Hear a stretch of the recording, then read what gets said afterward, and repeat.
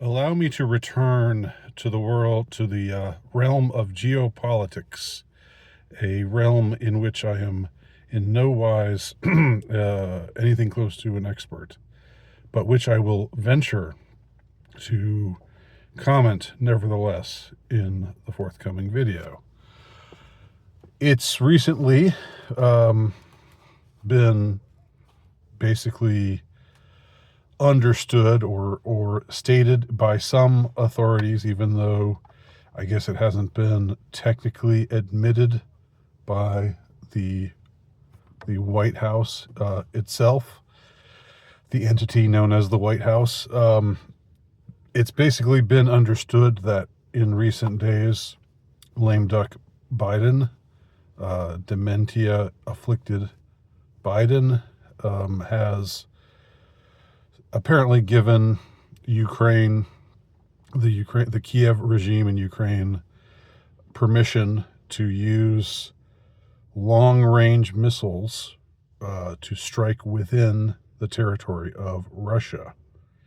And Russia has responded to this by saying any attack on our actual homeland of Russia, as opposed to just something that happens in the disputed area of Ukraine, will result in a swift response, a swift and deadly response, something along those lines.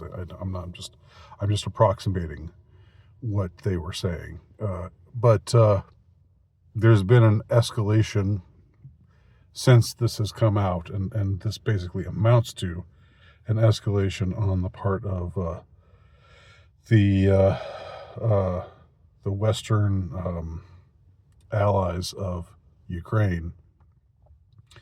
Although some, as I understand it, some European countries have said yes, right on, we're with Ukraine doing this.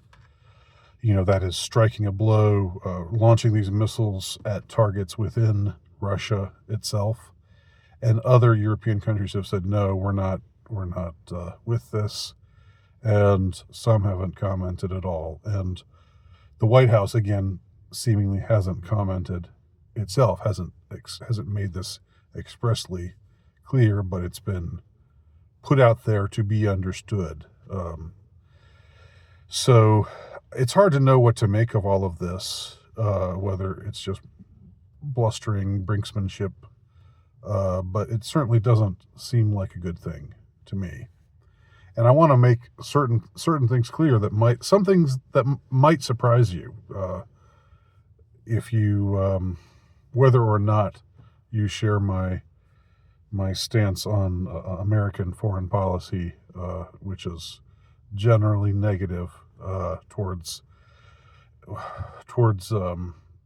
the things that have been done by our State Department, by our CIA, and other such institutions. I don't think much good has come of it, and I don't think it springs from much good in conception. That said, I was almost ready to pivot just a little bit, just the tiniest little bit, on the Ukraine issue. And that was when I read Alexander Dugin's latest essay that was published over at arctos.com, where he said something like, with these peace talks coming up,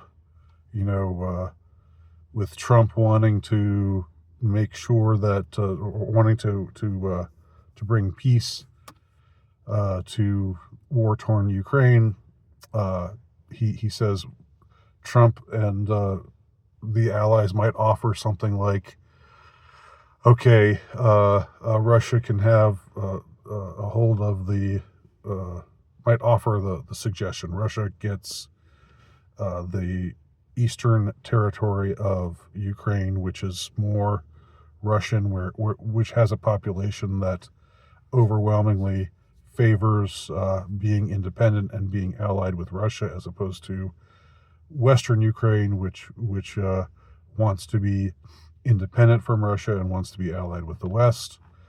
So the suggestion will be to carve up Ukraine, give Eastern Ukraine its independence, and let those eastern territories, as well as the Crimea, which is the south part of Ukraine, which also has a similar dimension insofar as the population there wants to be allied with Russia, wants to be independent from Ukraine and the West, versus the Kiev regime, which and Western Ukraine generally, which sees itself as distinct from Russia, wants to be its own establishment, its own power, free from Russian influence. That the offer will be, okay, we'll let Russia have, we'll let Russia have what it was wanting, it seemingly initially, which is to say, Eastern Ukraine to be under its sway, while Western Ukraine still stays independent and allied with the West generally. Well, Dugin's response to that was, no. When we hear that offer, we are going to say, no, we want all of Ukraine. And I will post that a link to that article for your own perusal. But when I read that article, I thought to myself, I don't know. That doesn't sound good to me.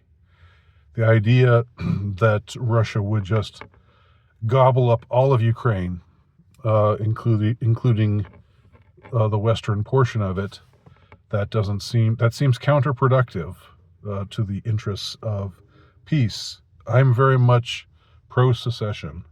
I'm very much in favor of regions that have a distinct nationality and have a distinct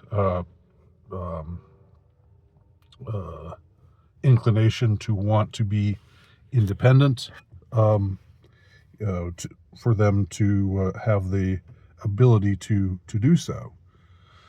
To me, that is part of self-determination, and of course it's not always an easy process, and but it's a better solution than bloodshed, and it's a better solution than some tyrannical power holding holding this group in subjection, holding this region in subjection, and not letting them have their own self-determination. So I thought the idea of there being the portions of Ukraine that want to secede from the Kiev regime being allowed to do so, while the Kiev regime and Western Ukraine generally remains what it is, and remains what it wants to be, apparently allied with the West. I thought that was a good solution, and now Dugin, who is at least has some capacity as advisor to the Kremlin. It's not clear to what degree he does. Some say that he's Putin's right-hand man. It doesn't seem like that's the case, but on the other hand, he plays some kind of role. And to hear him, or to read him saying, no, we want all of Ukraine. We consider all the entire country to be in our dominion, and we will not settle for a peace that only gives us Eastern Ukraine. I thought to myself, that seems pretty counterproductive, and I felt ready to pivot. And then it came out that that old lame duck, dementia-ridden Biden was escalating things by saying encouraging Ukraine to go ahead and use the weapons that he gave them, to the tune of billions of dollars, of course, at taxpayers' expense, to use them to bomb sovereign territory in Russia, and attack Russia on its own territory. which would surely have if they did it, would surely elicit a response. And I don't even want to speculate about what that response might be. But the Kremlin is certainly talking tough about that sort of thing. And I don't know, maybe it's brinksmanship, maybe it's seeing who will blink first, but it just doesn't seem, it seems like we should be trying to establish peace in the region. Because what I want to make clear is that I'm not pro-war. And I think, that I would like to see the war in Ukraine come to an end. And it seems to me that this is a territorial dispute that's very complicated, and simply supporting the Kiev regime and all of their demands doesn't do justice to the complicated matter of this territorial dispute. When it comes to the eastern portion of Ukraine, but anyway, you had Dugin's article, which it was published at Arctos. It's probably been published other places.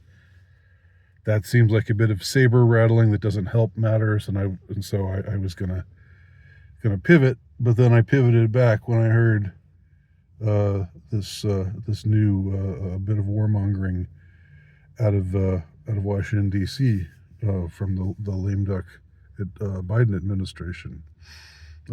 So yeah, I'm hoping that cooler heads prevail, but I don't know. We have to hope and pray for these kinds of things. Anyway, I wanted to express my thoughts on this matter. Leave your comments below. Thanks for watching.